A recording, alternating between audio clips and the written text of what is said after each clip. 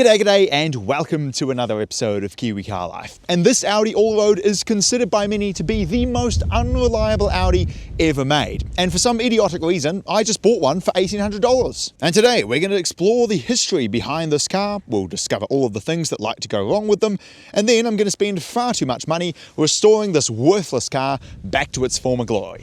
First, the history. Proper body-on-frame off-roaders have existed for nearly 100 years, ever since the Willys Jeep. Things like the Toyota Land Cruiser, the Nissan Patrol, the Land Rover Defender and the Jeep Wrangler would fall into this category. But the problem with all of those vehicles has always been that at heart they really are just trucks. They're slow, heavy, dreadful in the corners and are really only good at one thing: going off-road. So in the 1990s, the concept of a utility vehicle that could do some off-roading, but that was also sporty and good to drive on the road, began to take hold. A sports utility vehicle, or SUV if you will. That's where cars like the Honda CR-V, Toyota RAV4 and Suzuki Vitara came along. Take a sedan monocoque chassis, install a taller body, a full-time all-wheel drive system and higher suspension, and you've got an SUV. Porsche with the Cayenne, Volkswagen with the Touareg and BMW with the X5 followed this same formula, just in a higher price category. The X5 test mule was literally just an E34 on stilts. Manufacturers discovered that by taking a good driving sedan and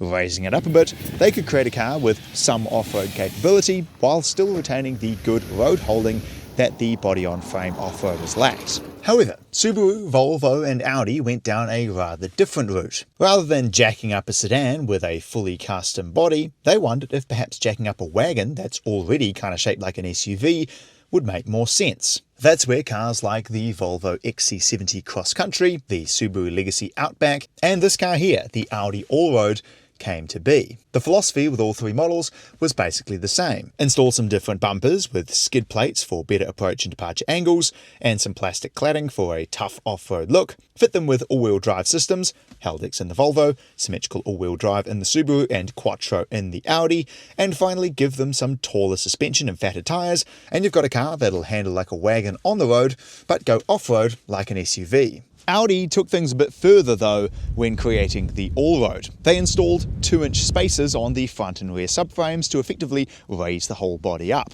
Then they installed a height-adjustable air suspension system. In the highest setting, it gave the Allroad 20 centimeters of ground clearance, similar to that of a standard Porsche Cayenne or Volkswagen Touareg. But unlike those lumbering SUVs, the Allroad could then lower itself down to a height of about 120 centimeters, making it drive just like a normal A6 again. They also installed a range of powerful engines under the bonnet. A 132 kilowatt 2.5 V6 turbo diesel, a 184 kilowatt 2.7 litre twin turbo V6, and the engine fitted to this car here, a 221 kilowatt 4.2 litre V8. Audi was right in the heart of their 5-valve era with the C5 Allroad, and so both the 2.7 litre bi-turbo V6 and the 4.2 litre V8 feature 30 and 40 valve engines, rather than the usual 24 and 32 found in most V6s and V8s. Now all of that sounds downright lovely, but it does come with a fairly catastrophic reliability cost. The V6 has a complex twin-turbo system, which has a myriad of ways that it can go wrong, and the V8 is known for timing chain guide failure. Now, if the timing chain was at the front of the engine, like on most cars, it would be a frustrating but still reasonably doable job. However, as Audi wanted to reduce the amount of weight over the front end, they moved the timing chain to in between the engine and the gearbox, meaning that to replace those guides when they inevitably go wrong, you have to remove the entire engine. These ZF5 transmissions are known for valve body issues which can cause harsh shifting, coolant and oil leaks are commonplace with all of the Allroad's engines, and then we get to the air suspension. For the system to work correctly, air must not escape from the compressor, the tank, the valve block, the air lines, and all 4 air springs. Understandably, the likelihood of no air escaping from a bunch of 22-year-old plastic and rubber components is basically zero, which leads us to this car here. I bought this Allroad off an old guy an hour north of Wellington for just $1,800, and at the time that I test drove it, everything seemed to be working perfectly. The timing chain guides had apparently been replaced in this car's lifetime, which I definitely believed given it had a completely smooth cold start. The air suspension was holding the car up perfectly and there were no oil leaks, coolant leaks or any other catastrophic issues to note. Even the air conditioning worked, it just needed a jolly good clean. So I paid the money and hit the road home. Almost immediately though, I felt the front suspension getting firmer and firmer until sure enough, halfway home, it completely collapsed. So I took the car in for a Warren Fitness and the issues continued to pile up. It failed on the collapsed suspension and the wheel spacers, which I knew about, but it also failed on play in the right inner rack end and low rear brake pads. This is the joy that is Audi all-road ownership. It really is too bad though, because the engines are an absolute peach.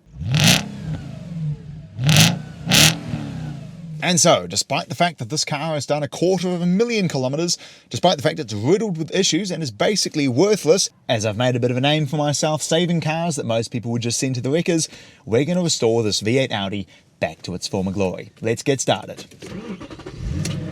I began by doing a few miscellaneous tasks, like removing all of the rubbish in the interior, where I found $5 in coins. I replaced the worn cup holder cover, along with the hideous black badge, and I also removed the roof racks to sell off. Finally, I ground down some of the curb marks on the wheels, ready for painting once I'd washed them properly, and then it was time to start working on the Warren Fitness failure points. To fix the suspension, I was left with two options. Either rebuild the front bags and compressor for about $500 and hope like mad they were the only issues, or just replace the entire suspension system with normal A6 coil springs for the same amount. Given I was choosing between a maybe fix and a guaranteed fix, I decided to go with the guaranteed option. While down in Christchurch picking up my BMW 335i project, I picked up some A6 suspension and top hats, and then set to work getting them installed.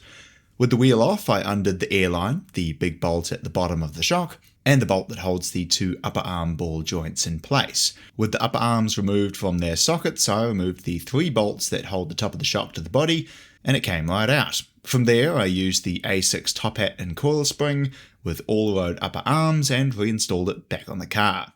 Then I moved on to the rear suspension. Annoyingly, this was actually quite a bit harder than the front. I had to remove the lower control arm bolt at the front and loosen the two at the back to allow the lower control arm to drop down as far as possible to get the shock out.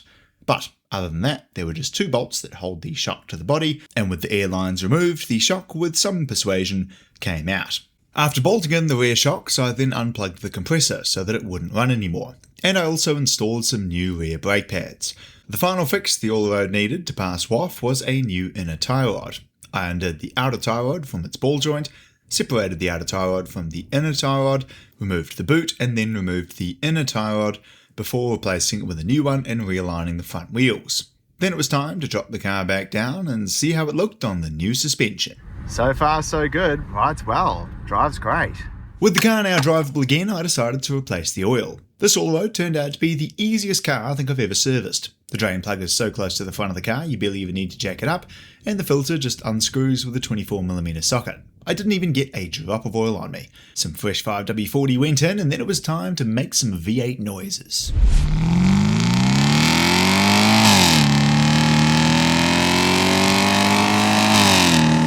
And so, while the all-road does drive fine on the A6 suspension, it's unfortunately sitting a little bit too low at the front, which is putting a lot of stress on the CV joints. So I've ordered a lift kit, which should be here in a few weeks, and once that's installed, we'll give the interior and exterior a thorough detail. And after that, it'll be time for the all-road to hopefully clean up my mates in a cheap car challenge we're filming in a couple of weeks' time, so you can look forward to that, and I'll see you again next time.